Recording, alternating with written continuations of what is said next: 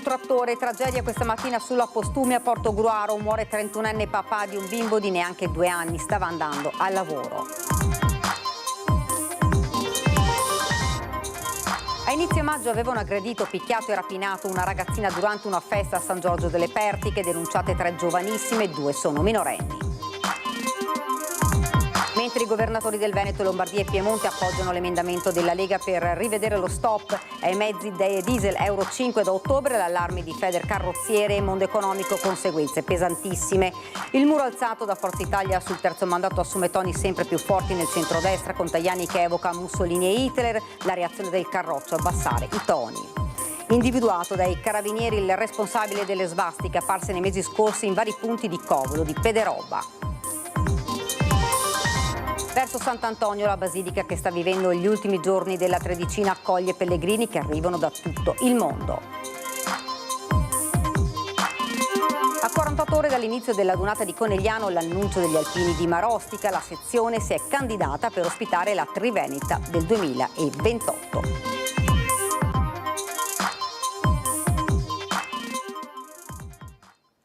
Buonasera, ben ritrovati dalla redazione regionale. Questi dunque i titoli in primo piano: la cronaca, schianto in moto contro un trattore, tragedia questa mattina sulla Postumia a Portogruaro, muore 31enne papà di un bimbo di neanche 2 anni, stava andando al lavoro.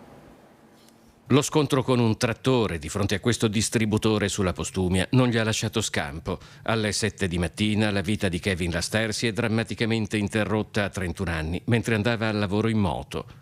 Siamo in località Pradipozzo, in territorio comunale di Portogruaro. Kevin arrivava da Cintocao Maggiore, dove lui, originario di Belfiore di Pramaggiore, si era trasferito da poco e viveva assieme alla compagna incinta e ad un figlio che non ha ancora 2 anni. Alla guida del trattore che stava svoltando verso il distributore c'era un agricoltore di 40 anni. Sindaco, lei conosce entrambe le persone che sono rimaste coinvolte nell'incidente? Purtroppo sì, sono sia le persone, le famiglie, sono il ragazzo vittima, il giovane vittima è di Cinto, l'altro ragazzo è comunque di un comune vicino ma è legato alla nostra popolazione anche per vicinanza, per scuole, per tutta una serie di occasioni lavorative e anche ricreative, quindi di fatto è una tragedia in casa. Cosa sia successo esattamente potranno stabilirlo solo le indagini dei carabinieri. L'unica certezza è che ogni tentativo dei sanitari di salvare il giovane è risultato vano. Con poco più di 3.000 abitanti, Cintocao Maggiore è un luogo in cui ci si conosce tutti, così come il sindaco Gianluca Falcomer conosceva Kevin. Ho visto crescere e me lo ricordo in tutte le fasi in cui insomma ha frequentato le scuole, il GREST, come è cresciuto, ho visto quando ha iniziato a mettere famiglia, lavorava nel supermercato qui vicino al municipio prima di andare a lavorare alla Cesar, dove poi si stava recando stamattina per andare a lavorare, dove nel percorso è accaduta la tragedia. In questa zona sono stati fatti molti sforzi per aumentare la sicurezza stradale. Vicinissimo al luogo dell'incidente, la rotonda di Pradipozzo è stata realizzata e inaugurata meno di un mese fa, poco prima del passaggio del Giro d'Italia, proprio allo scopo di mettere in sicurezza un incrocio molto pericoloso. A Cintocao Maggiore le carreggiate di Via Roma, la strada che divide la chiesa dal municipio, sono state strategicamente ridotte per limitare la velocità delle auto. Oggi rimane solo il dolore per una tragedia immane che ha scosso l'intera comunità, una comunità in lutto. Come amministrazione, come ente, saremo vicini alla famiglia per capire tutto ciò che è necessario per rendere, un po' lenire un dolore che comunque non scomparirà mai, ma siamo qui. Ci spostiamo nel Padovano. Avevano aggredito, picchiato e rapinato una ragazzina durante una festa a San Giorgio delle Pertiche, denunciate 3 giovanissime, 2 sono minorenni. Era stata curata dolorante dai medici del pronto soccorso dell'ospedale di Padova, da dove era stata dimessa con una prognosi di 8 giorni, la giovanissima vittima di una vera e propria spedizione punitiva trasformatasi in rapina. I fatti risalgono allo scorso 3 maggio. La giovanissima partecipa con migliaia di persone alla periscoa ad Arsego di San Giorgio delle Pertiche. Qui viene individuata da 3 ragazze, identificate dai carabinieri della compagnia di Cittadella, che hanno messo a punto un piano per vendicarsi della vittima ritenuta una rivale in amore. Dopo averla circondata e isolata, le tre hanno dapprima iniziato a offenderla per poi cominciare a picchiarla con calci e pugni, afferrandola per i capelli e strattonandola, facendola cadere a terra, dove le hanno anche rubato il telefono cellulare e la borsetta con all'interno del denaro.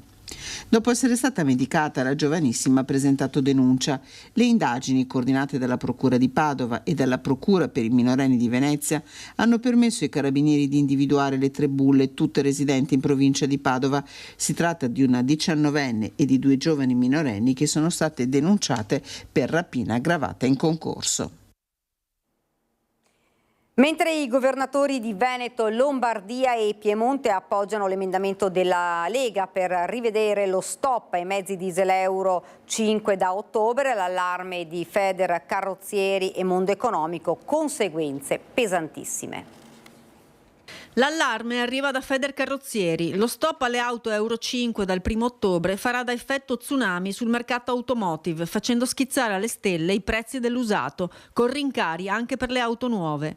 In Veneto si parla di oltre 340.000 veicoli che rischiano di rimanere fermi nei giorni feriali dalle 8.30 alle 18.30 nei comuni sopra i 30.000 abitanti. La richiesta della federazione è che la Regione Veneto vari degli incentivi per l'acquisto di vetture ecologiche o dicono sarà il caos. Il blocco dei veicoli diesel Euro 5 coinvolge auto non troppo obsolete immatricolate tra il 2009 e il 2015, anno in cui si entrò con lo standard Euro 6. Nella provincia di Treviso la misura colpisce il capoluogo e Conegliano. Molto critico il presidente della Camera di Commercio di Treviso Belluno, Mario Pozza, che riflette sul tema in modo globale.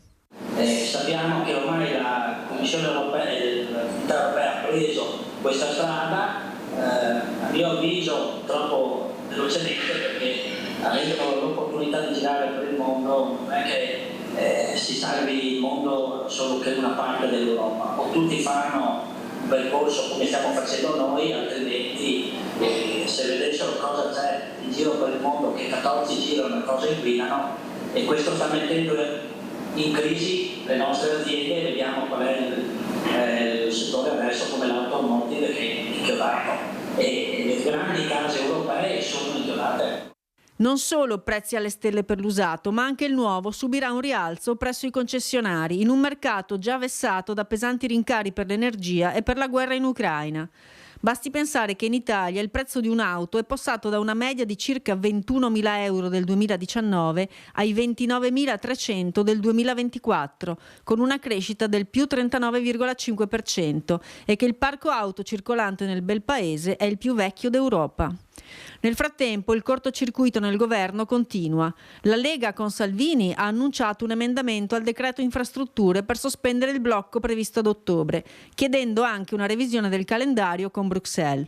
Ma il ministro dell'Ambiente di Forza Italia, Pichetto Fratin, è chiaro: sono le regioni a dover prevedere i piani sulle emissioni. Diminuire le tasse ed aiutare i contribuenti ad acquistare nuovi veicoli sarebbe auspicabile, ma anche questa promessa fatta da Giorgia Meloni lascia il presidente Pozza perplesso, con la spesa per la difesa che sarà aumentata e quella per la sanità da ritoccare. Il governo che fa delle promesse o prospetta delle promesse che probabilmente sarà difficile realizzare, sui mandati dei governatori prima si dice no, poi si va al Consiglio di Stato, adesso si dice sì, e i programmi, qui si parla di uomini o si parla di programmi. Il muro alzato da Forza Italia sul terzo mandato assume toni sempre più forti nel centro-destra, con Tajani che evoca Mussolini e Hitler. Sullo stesso tema e l'ipotesi slittamento elezioni, anche il PD attacca. Superata ogni decenza, il governo calpesta le istituzioni. La bomba la sgancia il vice premier e numero 1 di Forza Italia Antonio Tajani in mattinata. 2 mandati sono sufficienti perché non servono incrostazioni di potere. Non è una questione di volontà popolare, anche Hitler e Mussolini avevano vinto le elezioni. Un presidente di regione nel suo territorio ha più poteri di quanto ne abbiano il presidente del Consiglio e il presidente della Repubblica sul territorio nazionale. Quindi, troppo tempo seduto su una poltrona vuol dire rischio di autoritarismo. Se lo scontro con la Lega nel centrodestra fosse una corsa, si potrebbe dire che Forza Italia ha superato Fratelli d'Italia con uno sprint come nemmeno l'Usain Bolt dei tempi d'oro. Certo, che gli azzurri non siano mai stati favorevoli al terzo mandato è cosa nota, ma i toni sono sempre più forti, proprio nei giorni in cui i meloniani invece hanno aperto lo spiraglio. Zaia incassa le parole di Tajani e rilancia con aplomb. Io immagino che non sia proprio così, dopodiché ognuno la pensa come vuole, nel senso che poi il consenso popolare, lo diceva Rousseau, nel contratto sociale il popolo ti dà la delega, quando non rappresenti più ti toglie la delega. Non è che il numero dei mandati ti legittima subito ad andare a governare, devi sempre andare alle elezioni. E ci sono posizioni di contrarietà di un partito rispetto a una proposta di un altro e viceversa, accade sempre così, poi troveranno una soluzione se decidono di trovarla, se decidono di non trovarla non verranno sbloccati i mandati e poi ognuno prenderà le proprie decisioni. Meno morbido il capogruppo del Carroccio a Ferrofini, che parla di parole stonate da parte di Tajani. Soprattutto dette da chi ogni giorno ci insegna su come dovremo tenere unito il centrodestra. Fanno un po' braccetto con quelli che sono gli attacchi quotidiani che Forza Italia ci fa in Veneto da più di un anno. Suggerirei a tutti di tenere il profilo molto basso. Andare a scomodare dei periodi storici bui del nostro paese sicuramente non aiuta e sicuramente non aiuta un percorso che sia calmo e ordinato verso la prosecuzione della legislatura. In ballo c'è l'ipotesi di uno slittamento delle elezioni alla primavera 2026, per il PD un fatto gravissimo. Si è superato il limite della licenza. Ancora una volta il centrodestra, a pochi mesi dalle elezioni regionali, tenta di riaprire in questa discussione e lo fa calpestando la dignità delle istituzioni, lo fa per interessi di parte, lo fa per le liti che ci sono al proprio interno, quando è del tutto chiaro che la Corte Costituzionale ha stabilito che c'è un limite dei mandati e che non si possono certo spostare le elezioni per volontà di una parte politica. E poi ci sono loro, i meloniani del Veneto, che hanno sempre puntato alla guida regionale e che ora si trovano paradossalmente ad essere spettatori di quanto i loro vertici romani stanno decidendo. E mentre il sondaggio di Ring vede tra gli elettori di centrodestra una valanga di sì per la riapertura della partita, il mantra di Fratelli d'Italia da giorni è uno solo: discutere una cosa, decidere un'altra, anche perché la questione terzo mandato non riguarda soltanto il Veneto. Quando poi andiamo a parlare di leggi sul terzo mandato e quant'altro, bisogna anche porle anche per le altre regioni. E quindi io mi chiedo, ma il Parlamento che domani mattina dovrà legiferare in fretta e furia, perché adesso credo poco ai decreti fatti così dal giorno alla notte, ma il Parlamento che va a legiferare, una serie di coalizioni che però hanno, ognuna di queste, una partita aperta sui propri candidati. E quindi io ritengo che sulla questione del terzo mandato non siano cambiate le cose, che si stia discutendo può esserci tranquillamente. Terzo mandato, non si cambiano le regole in corsa, resta della sua linea e rischia di creare ulteriori malumori in Veneto. Il vice segretario federale Roberto Vannacci oggi in Veneto per un tour iniziato a Belluno. Pomeriggio bellunese per Roberto Vannacci, che tiene così a battesimo il gruppo cittadino dell'associazione Il Mondo al Contrario, ringraziando personalmente per l'invito Titti Monteleone, fondatrice del gruppo. Vannacci che si presenta da europarlamentare prima e da vice segretario della Lega poi, ma che non rinuncia al suo grado militare. Onorevoli a Bruxelles sono tutti, di generale ce n'è solo uno, quindi meglio generale. Da vice segretario del partito, in un territorio in cui si discute del futuro del presidente di regione più amato d'Italia, qual è Luca Zaia, inevitabile chiedergli un'opinione sul terzo mandato. Non sono né a favore né contro, io sono per il rispetto delle regole e quindi per me ce ne possono essere 20 di mandati e secondo me bisogna dare voce alla sovranità popolare, che è quella che conta, ma se qualche anno prima è stata fatta una regola per stabilire che 2 siano i mandati massimi, a quel punto la regola va rispettata. Se si vuole cambiare la regola, si cambia, assolutamente. Lei la cambierebbe? Però farlo sotto le elezioni sembra quasi un provvedimento ad personam. Intervistato sul Belvedere che si affaccia sul Piave, Vannacci, tornando a ragionare anche da militare, non si è fatto sfuggire l'occasione di citare il fiume sacro alla patria in tema di sicurezza. La sicurezza è un problema nazionale, nella maniera più assoluta, ma non la sicurezza nei confronti dell'ipotetica e fantasiosa invasione da parte dei russi. Peraltro qua vedo il Piave, ma non vedo soldati cosacchi abbeverare i loro cavalli nel Piave. Quindi la paura che i russi ci invadano è una fantasia di qualcuno, forse serve per rilanciare un piano industriale a favore della Germania. La sicurezza invece da noi è fatta dal numero di reati in continua crescita, soprattutto quelli rapitori, tipo i furti e le rapine, e guarda caso il 50% di questi reati è commesso dagli immigrati, che rappresentano l'8,5% della popolazione. Individuato dai carabinieri responsabile delle svastiche apparse nei mesi scorsi a Covolo di Pederobba. Ma è uno schifo, cioè non so cosa neanche dire sinceramente. Che quei simboli là non è una bella roba, a me non mi piace. Avevano suscitato sdegno e preoccupazione le svastiche apparse tra marzo e aprile a Covolo di Pederobba. Le croci naziste erano comparse in vari punti della città, sopra una centralina elettrica, in 2 cabine dell'Enel e su una pensilina dell'autobus. I simboli di volta in volta erano stati prontamente rimossi dagli operai del comune, con il sindaco Marco Turato che aveva immediatamente denunciato i fatti ai carabinieri. Ora i militari dell'Arma hanno identificato il presunto responsabile. Si tratta di un 29enne del posto, pregiudicato e disoccupato, accusato di imbrattamento continuato di cose altrui. Ad incastrare l'uomo un paio di scarpe trovate dai carabinieri durante una perquisizione domiciliare. I successivi riscontri hanno appurato che proprio quelle calzature erano state indossate durante uno degli episodi. Nelle abitazioni i militari hanno scoperto anche 35 bombolette spray di diversi colori. Fondamentali per l'identificazione i filmati di videosorveglianza urbana. Ai militari il grazie del primo cittadino di Pederobba. Ringrazio l'Arma dei Carabinieri per l'indagine che ha svolto. Mi auguro che una volta che questa persona venga condannata paghi per ciò che ha fatto, non soltanto per il danno economico alle strutture pubbliche, quanto per il segno ignobile che ha disegnato appunto sui luoghi della frazione di Covolo. Ed ora Padova verso Sant'Antonio, la basilica che sta vivendo gli ultimi giorni della Tredicina, accoglie in questi giorni pellegrini che arrivano da tutto il mondo. Siamo venuti per intercedere verso una persona che non sta bene in salute, che ha una malattia molto importante, quindi abbiamo chiesto l'intervento del Santo, che sicuramente ci farà la grazia. Tanti hanno un'intenzione nel cuore, tanti entrano solo per salutare Sant'Antonio, un amico.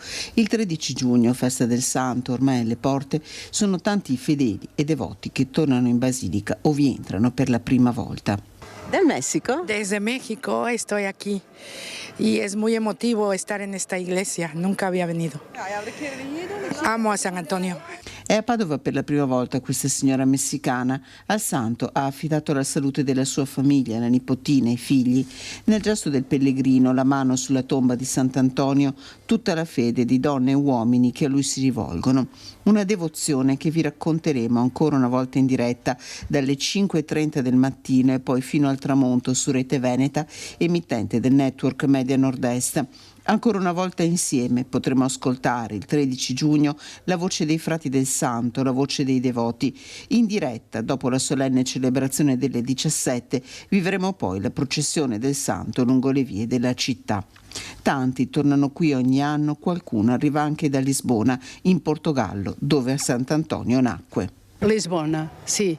Vengo da Lisbona, avevo un grande desiderio di venire in questa basilica. Estou aqui, venho de Lisboa de moto e venho conhecer a basílica. Sri Lanka. Sri Lanka. Grande la devozione al santo. Sì, sempre venire, bravo questa. Da quant'è in Italia? 18 anni. E ogni anno viene qui a Sant'Antonio? Sì, sempre venire. Arriva una clamorosa novità dagli alpini di Marostica, la sezione si è candidata per ospitare la Triveneta 2028, la notizia arriva nella settimana della Dunata di Conegliano. Ci siamo anche noi iscritti per la partecipazione di avere qui a Marostica, nella nostra città, la Dunata del terzo raggruppamento nel 2028. Nella settimana della Triveneta di Conegliano viene ufficializzata la candidatura di Marostica per ospitare il raduno del terzo raggruppamento nel 2028. Una notizia di grande rilievo per il mondo delle penne nere e non solo, visto l'indotto che una Triveneta può portare per il territorio. Il raduno manca dalla cittadina murata addirittura dal 1971 e la concorrenza per il 2028 pare essere agguerrita. Non sarà facile perché ci sono altre due importanti sezioni che si sono iscritte, che si sono candidate. Però diremo che io sono del parere che le grandi sezioni dove ci sono delle città che possono accogliere anche le adunate nazionali, facciano le adunate nazionali e lasciano a noi piccole e medie sezioni diremo di fare almeno la dunata del terzo raggruppamento. Gli alpini di Marostica non si spaventano di certo di fronte alla prospettiva di una gara a 3 e mettono sul piatto una storia gloriosa che passa anche dalla medaglia d'oro del tenente Cecchin che dà il nome alla sezione. Una storia che si lega a doppio filo con quella del territorio, dalla cittadina murata fino alle montagne nelle quali fu forgiato il mito degli alpini. Nel 2028 avremo la possibilità di andare a inaugurare anche il nuovo rifugio Cecchin, dove abbiamo già avuto, diremo, l'approvazione da parte del comune di Asiago, dei 7 comuni, per quello che è l'approvazione del progetto e anche per la convenzione. La sfida è lanciata e dentro pochi mesi si saprà se il progetto di Marostica verrà premiato. Nel frattempo gli alpini si preparano alla dunata di Conegliano con il solito spirito. Conegliano innanzitutto è una sezione che è molto importante, anche perché abbiamo avuto la possibilità di incontrarci nei vari incontri ultimamente, anche per avere la conoscenza di questa organizzazione. E mi sembra che veramente si stanno dando da fare e che sicuramente quando organizzano gli alpini è sempre un successo. Ed è tutto, ora la sigla, poi le previsioni del tempo. Grazie per averci seguito, arrivederci.